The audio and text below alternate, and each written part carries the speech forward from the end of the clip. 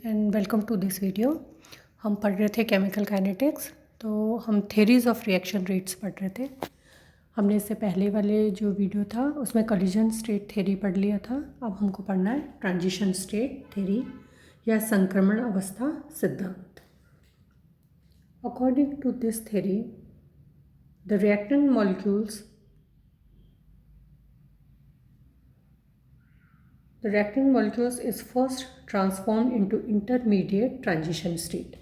अब ये जो संक्रमण अवस्था सिद्धांत है, ये सिद्धांत हमें क्या कहता है कि जो अभिकर्मक के अणु हैं वो सबसे पहले इंटरमीडिएट या मध्यवर्ती संक्रमण अवस्था में बदलते हैं।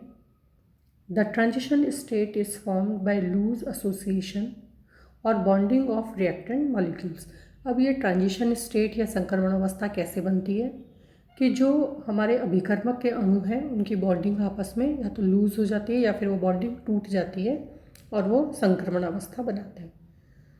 The activated complex is unstable and breaks into product at a definite rate. तो जो संक्रमण अवस्था सिद्धांत है वो सिंपली हमें क्या बताता है कि सबसे पहले अभिकर्मक के अणु अपने बॉन्ड्स को तोड़ करके एक इंटरमीडिएट संक्रमण अवस्था बनाएंगे, फिर ये संक्रमण अवस्था टूट करके उत्पाद में बदल जाएगी। अब हम इसको इस डायग्राम में देखते हैं। इस स्केल पे हमने एनर्जी ले ली। यहाँ पर रिएक्शन कोऑर्डिनेट है हमारे। यहाँ हम कोई अभिकर्मक के अणु ले रहे हैं A+B। ये अभिकर्मक है।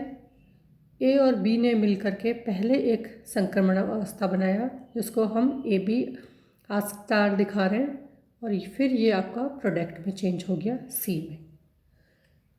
ठीक है। अब यहाँ पर देखिए एनर्जी स्केल में अगर आप देखेंगे तो इस जगह पर अभिकर्मक अणु है और इस जगह पे हमारे उत्पाद के अणु हैं। ठीक है, मतलब अभिकर्मक अणु जो हमारे वो हायर एनर्जी स्टेट पे।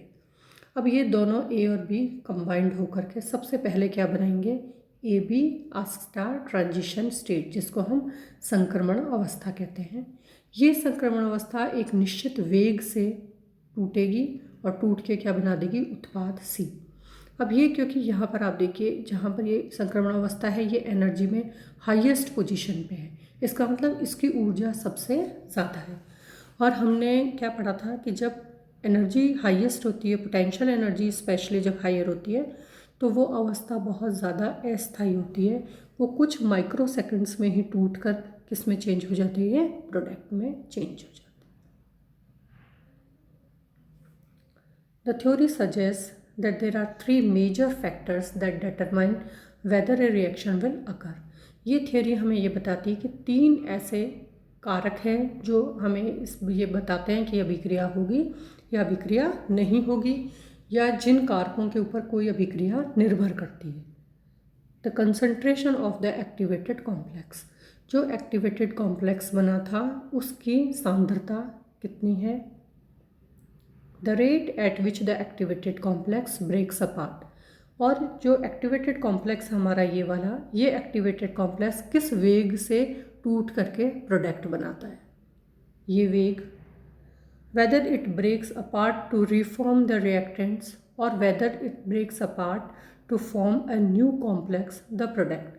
और साथ ही क्या है कि ये हमें ये भी बताता है कि ये जो हमारा एक्टिवेटेड कॉम्प्लेक्स है ये तेज़ी से टूटकर प्रोडक्ट बना रहा है या फिर ये वापस रिएक्टेंट बना देता है। अब इन्होंने एक रिएक्शन ली है, A+B gives product C। The rate law is given by rate equal to rate constant concentration of A and concentration of B। ये अपन ने स्टार्टिंग में पढ़ा था। किसी भी अभिक्रिया का वेग उसकी अभिकर्मकों की सांद्रता के गुणनफल के समानुपाती होता है। where K is the rate constant, K आपका वेग नियतांक है। According to activated state model transition state AB star is formed। ठीक है, तो ये क्या कहती है, A+B जब रिएक्शन करेंगे सबसे पहले एक ट्रांजिशन स्टेट बनेगी AB स्टार, और वो फिर टूटेगी और किस में चेंज हो जाएगी, प्रोडक्ट के अंदर। तो हम रेट ऑफ रिएक्शन कैसे निकालेंगे, K star and a concentration of AB star जो कि हमारा एक्टिवेटेड कॉम्प्लेक्स है। K R star is the rate constant of activated complex. तो हमने अभी अभिक्रिया कौन से वाली ली है, ये वाली रिएक्शन। यहाँ से ये टूटेगा और किस में चेंज हो जाएगा, product.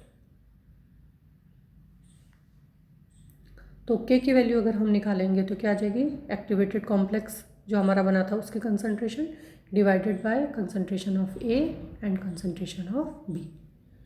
Rate of the reaction depends on two factors, concentration of activated complex, जो हमारा सक्रिय संकुल बना उसकी सांद्रता क्या है, और दूसरा frequency of vibration of activated complex that converts activated complex to the product.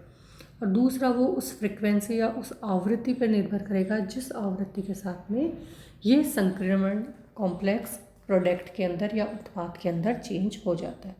तो रेट इज इक्वल टू हमने ले ली frequency and concentration of activated complex, ये हमारा हो गया। फ्रीक्वेंसी की वैल्यू हमने निकाली है K B T upon H, where K B क्या है, के बी हमारा बोल्ट्जमैन कांस्टेंट है, एच हमारा प्लैंक्स कांस्टेंट है, ठीक है, and T is temperature in absolute scale, जिसको हम क्या बोलते हैं, केल्विन स्केल। अब हमने रेट कैसे निकाली, इस वाली इक्वेशन में वैल्यूज़ को पुट किया और ये हमारा रेट का इक्वेशन आ गया, ठीक है। हमने इसमें यहाँ क्या किया था, फ्रीक्वेंसी की ये वाली वैल्यू रख दी।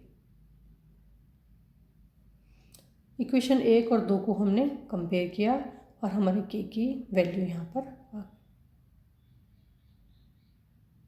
अब ये जो दोनों थेरीज़ हैं, कौन कौन सी, कोलिजन थेरी और ट्रांजिशन स्टेट थेरी, इनमें मेन डिफरेंस क्या है। Collision theory describes the molecule of gas molecules in gas phase with sufficient kinetic energy. जो कोलिजन थ्योरी है, संगठनवाद या टक्कर सिद्धांत है, वो गैस फेज वाले गैस अणुओं के बारे में बात करता है और वो ये कहता है कि उनमें सफिशिएंट काइनेटिक एनर्जी होनी चाहिए, मतलब पर्याप्त मात्रा में गतिज ऊर्जा होनी चाहिए। जबकि ट्रांजिशन स्टेट थ्योरी क्या कहती है, it explains reaction rate by assuming the formation of intermediate compound that are transition state.